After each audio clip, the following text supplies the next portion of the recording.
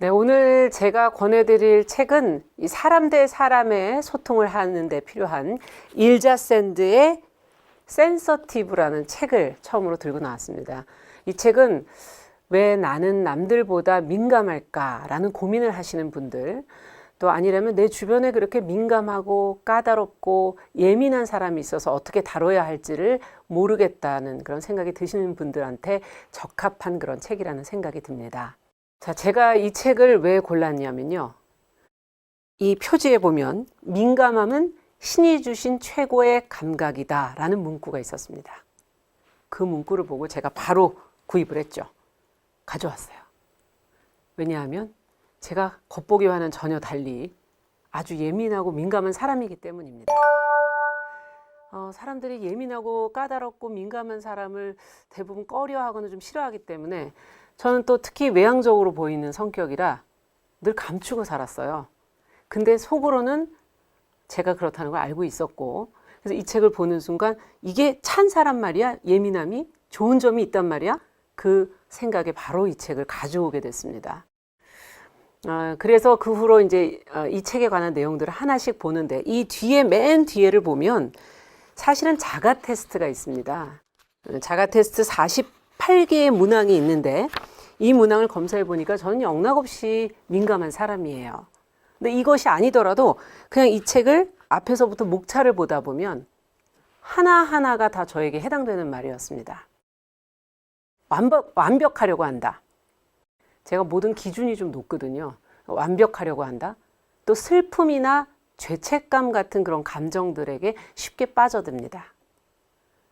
또 여러 가지 여기에 해당되는 내용들이 있었는데 그 중에서 외향적인 것과 내성적인 것이 무슨 관계가 있을까 하고 제가 한번 살펴봤었거든요. 근데 전혀 상관이 없더라고요. 민감한 사람 안에도 외향적인 사람이 있고 내성적인 사람이 있다. 와, 정말 이 책 정확하네. 그래서 제가 이 책을 그때부터 앞에서부터 샅샅이 읽기 시작을 했습니다. 내가 왜 남들보다 묻어나지 못하고 민감할 수밖에 없는지, 그것이 어떤 부모 자식 관계 속에서 이렇게 된 것인지 일자 샌드는 자신의 경험을 통해 수많은 임상을 통해서 비슷한 사람을 통해서 여기 분석을 해놓고 있었죠.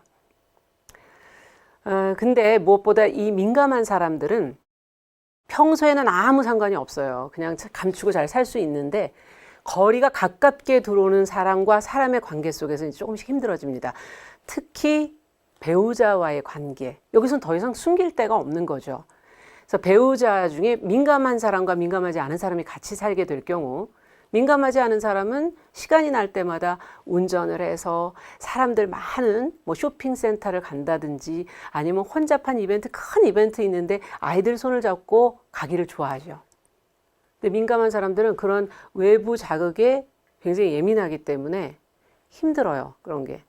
근데 이 가족들이 다 기뻐하는데 나 혼자 힘들어한다고 말하기가, 그러니까 어떤 때는 불평을 하기도 하지만 말을 못하고 참으면 갑자기 어느 순간에 그게 쌓여서 폭발을 합니다. 그러니까 남들보다 임계점이 좀 낮아요.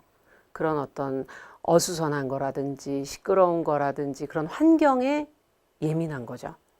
그러면 배우자가 그 사람의 민감함을 이해했다면 좀 혼자 있는 시간을 줬어야 됩니다. 내가 아이 데리고 갔다 올 테니까 집에서 좀 쉬어. 그렇지 않고 매번 같이 갔다면 그 부부관계가 상당히 어려움을 겪을 가능성이 높습니다.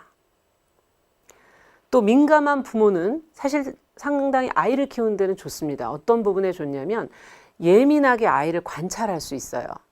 그리고 아이가 무엇을 느끼는지 무엇을 해줘야 되는지를 정확하게 알게 되기 때문에 또 완벽한 기준으로, 높은 기준으로 아이를 맞춰주려고 하다 보니 겉으로 봤을 때는 완벽한 부모 같이 보이지요.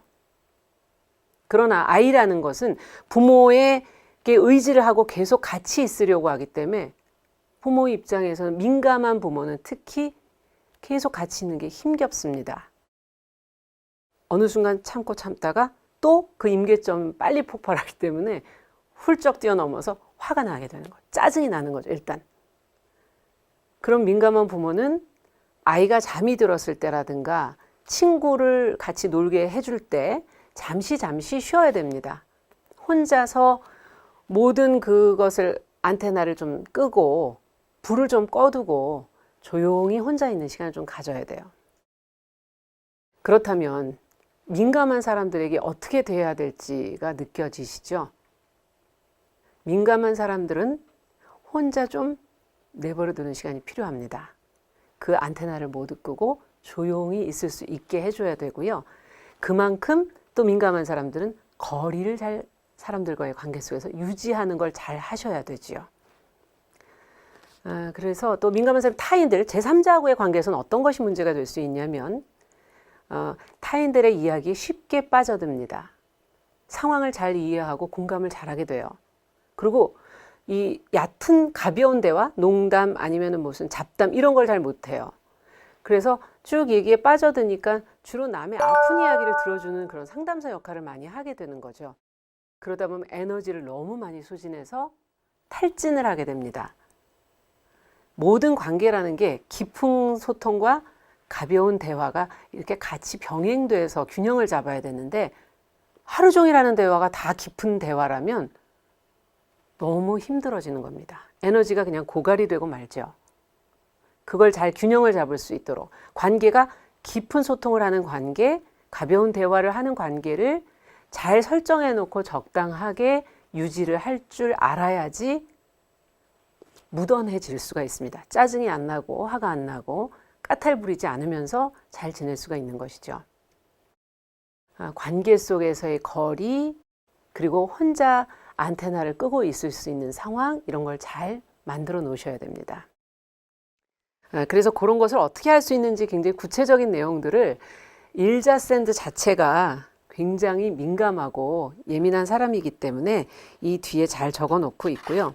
그래서 이제 이 책의 맨 뒷부분에 보면은 민감한 사람들이 어떻게 활동을 해야 될지, 이제 덴마크의 심리 치료사인 일자샌드, 또 목사이기도 합니다. 많은 사람들의 고통을 많이 들었었고 본인도 같이 고민을 했던 일자샌드가 자신의 활동 목록, 자기를 좀 충만하게 하고 쉬면서 어떤 활동을 하면 좋은지를 구체적으로 목록들을 적고 있습니다. 그 중에는 책을 읽는다, 뭐 이런 것도 있고요.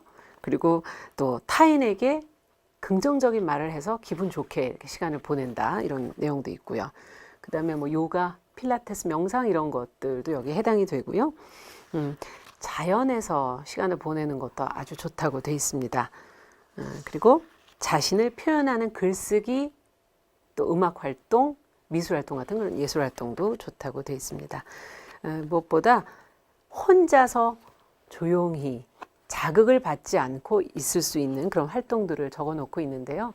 앞으로도 본인이 너무 민감하거나 예민하거나 까다롭다고 생각되시는 분들, 아니면 내 주변에 내 배우자나 가족이 민감하거나 예민하다고 생각하시는 분들, 아니라면 상사가 유난히 짜증을 잘 내는 그런 예민한 상사라고 생각되시는 분들은 그분들을 어떻게 대해야 될지, 그분들이 어떻게 하셔야 된다고 도와드려야 할지를 이 책 일자샌드의 센서티브를 통해서 구체적으로 배워보시기 바랍니다.